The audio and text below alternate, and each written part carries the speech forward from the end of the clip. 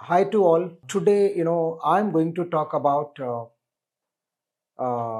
embedded and IoT is the right technology which has the more scope. Next generation is going to be sustained because of these particular technologies. I can say proudly, and I can say the justification also. నేను last video రికార్డింగ్లో చెప్పాను మీకు. తల్లిదండ్రులుగా ఆలోచించండి, చిన్నారులకు ఉజ్వల భవిష్యత్తునివ్వండి. నాక్ A+ graded Uttaranchal university. ఇప్పుడు ఉన్న 2024లో ఏ technology తీసుకుంటే ఉన్న వర్క్ చేస్తున్న వాళ్ళు సస్టైన్ అవ్వగలరు, ఇంకా కొత్తగా ఐటీకి రావాలనుకున్న వాళ్ళు కూడా సస్టైన్ అవ్వగలరు అని ఇదే టెక్నాలజీ గురించి చెప్పాను నేను. ఇప్పుడు ఈ టెక్నాలజీ నేర్చుకుంటే ఎంత కాలము ఆ టెక్నాలజీ ఉంటుంది ఈ ఇండస్ట్రీలో, అసలు ఈ టెక్నాలజీ యూజ్ చేసుకొని ఎలాంటి ప్రోడక్ట్స్ని డెవలప్ చేస్తున్నారు, ఆ ప్రోడక్ట్స్ కూడా ఒక 100 ఏళ్ల తర్వాత ఉంటాయా లేవా, ఇవన్నీ చాలా క్వశ్చన్స్ కొంతమందికి మైండ్లో తిరుగుతూ ఉంటుంది. సో నేను చెప్పే ఈ జస్టిఫికేషన్ వల్ల చాలామంది కంపెనీ సీఈఓస్ వింటారు, లేదా కంపెనీలో వర్క్ చేసే ఎంప్లాయీస్ వింటారు. But however isn't it? So ఈ ఈ ఫ్యూచర్ ఆస్పెక్ట్స్ని దృష్టిలో పెట్టుకొని ఈ టెక్నాలజీస్ ఉంటాయా లేవా అనేది, దానికి సంబంధించిన ఎలాంటి క్వైరీస్ అయినా, ఎలాంటి అంబిగ్యూటీస్ అయినా straight ఫార్వర్డ్గా, anyhow my mobile number will be displayed to you in the video recording, so you can call me. I could able to give you the right justification why I gave you that kind of a justification about scope of the technology. So therefore ఇప్పుడు నేను almost all ఇండస్ట్రీలో C++, Java, C#, Oracle, MySQL, even artificial intelligence, data science, even though back end, front end, controller, servers, DevOps అన్ని technology మీద work చేశాను. కానీ ఇప్పుడు నేను presently I would be integrating, అంటే ఒకటే పర్సన్ ఒక ప్రోడక్ట్ని డెవలప్ చేయడానికి ఎన్ని టెక్నాలజీస్ని ఇంటిగ్రేట్ చేయడానికి అవసరమా అని అంటే, yes, there is a need of integrating of miscellaneous technologies together such a way that we can develop one product. So ఇప్పుడు ప్రజెంట్ సిచ్యువేషన్లో ఒక డ్రైవర్లెస్ కార్ని డెవలప్ చేశారు.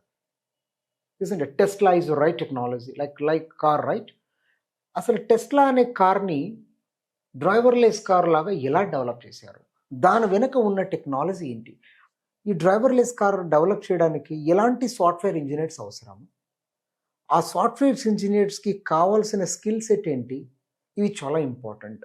డ్రైవర్లెస్ కార్ ఒక ప్రోడక్ట్ లాగా బయటకు వచ్చింది, కానీ దాని వెనుక ఉన్న ఆ స్కిల్ సెట్ ఉన్న నాలెడ్జబుల్ పీపుల్ ఎవరు, వాళ్ళకి ఏం స్కిల్ సెట్ అవసరం. The four most thing, and very strongly I can say that ఈ డ్రైవర్లెస్ కార్ని డెవలప్ చేయాలంటే స్ట్రాంగ్ ఎంబెడెడ్ నాలెడ్జ్ ఉండాలి, ఎంబెడెడ్ సిస్టమ్ నాలెడ్జ్ ఉండాలి. ఇజంట్? ఎంబెడెడ్ సి రావాలి, ఎంబెడెడ్ పైథాన్ రావాలి, మైక్రో ప్రాసెసర్ లెవెల్ నాలెడ్జ్ ఉండాలి. ఇప్పుడు ఉన్న ప్రజెంట్ సిచ్యువేషన్లో ఐఓటీ, ఇంటర్నెట్ ఆఫ్ థింగ్స్ అని ఆ టెక్నాలజీ ఆ ఎంబెడెడ్ సిస్టమ్కి సబ్సెట్ చేసేసింది, ఇజంట్ ఇట్? దానికి మెషిన్ లెర్నింగ్ నాలెడ్జ్ కావాలి, డేటా సైన్స్ నాలెడ్జ్ కావాలి, ఇజంట్ ఇట్? సో స్ట్రాటజీస్ని అనలైజ్ చేసి అల్గారిథమ్స్ని స్ట్రాంగ్ ప్రిడిక్షన్ చేయడానికి మెషిన్ లెర్నింగ్ అల్గారిథమ్స్ కావాలి. అలాగే ఇప్పుడు ఉన్న ఈ కార్ని డెవలప్ చేయాలి అని అంటే అందులో హార్డ్ కోర్ ఎలక్ట్రానిక్ నాలెడ్జ్ ప్రాపర్గా తెలిసి ఉండాలి, మెకానికల్ ఇంజనీర్స్ కావాలి. ఆ మెకానికల్ ఇంజనీర్స్ అందరు కలిపి కార్ కావాల్సిన కాంపోనెంట్స్ అన్నీ ఇంటిగ్రేట్ చేసిన తర్వాత వాటి మీద ఎలక్ట్రానిక్ అండ్ ప్రోగ్రామింగ్తో ఆ మెకానికల్ డివైజెస్ని కంట్రోల్ చేయాలంటే ప్రాపర్గా mechanical knowledge, electrical knowledge, electronics knowledge కాంబినేషన్గా ఉంటేనే ఆ పర్టికులర్ ఇండస్ట్రీలో నువ్వు సాఫ్ట్వేర్ ఇంజనీర్గా సస్టైన్ అవ్వడానికి పాసిబిలిటీ ఉంది. So as per my knowledge, నేను చెప్తున్నట్టు మరి ఎంబెడెడ్ సిస్టమ్ అండ్ ఐఓటీ అనే టెక్నాలజీ నేర్చుకుంటే ఎంతకాలం మనం ఉండగలం అంటే life time you can sustain in the market. ఎందుకు? ఒక్క కారు ఒక్కటే కాదు, ఇప్పుడు ఉన్న ప్రజెంట్ సిచ్యువేషన్లో బైక్స్ తీసుకోండి. ఒక 10 years ముందు బైక్ కాస్ట్ 50,000 ఉండే, ఇప్పుడు 1,50,000, అంటే ఆల్మోస్ట్ 200 times పెరిగిపోయింది కాస్ట్. అని ఎందుకు పెరిగిపోతున్నాయి? బైక్స్లో ఉన్న ఫీచర్స్ అన్నీ ఆల్మోస్ట్ అన్నీ టెక్నాలజీకి సంబంధించినవి. డాష్ బోర్డ్, బైక్లో ఉన్న dash board, GPRS connectivity, Bluetooth connectivity అన్నీ ఉన్నాయి. మన మొబైల్స్లో ఉన్న సర్వీసెస్ ఏవైతే ఉన్నాయో అన్నీ బైక్స్లో కూడా ఇచ్చేసారు ఇప్పుడు. Anti locking braking system, disc brakes అని, ఎన్ని డాష్ బోర్డ్స్, ఫ్యూయల్ కన్జంప్షన్ని చెప్పడానికి, ఈవెన్ మనం ఎలా బైక్ నుంచి ఎక్స్పెక్ట్ చేస్తున్నామో అలాంటి సర్వీసెస్ అన్నీ ఇస్తున్నారు. అలాంటి సర్వీసెస్ ఇవ్వాలి అని అంటే the whole mechanical bike is going to be controlled with the programming with the help of electronic devices such a way that we can make such a great product.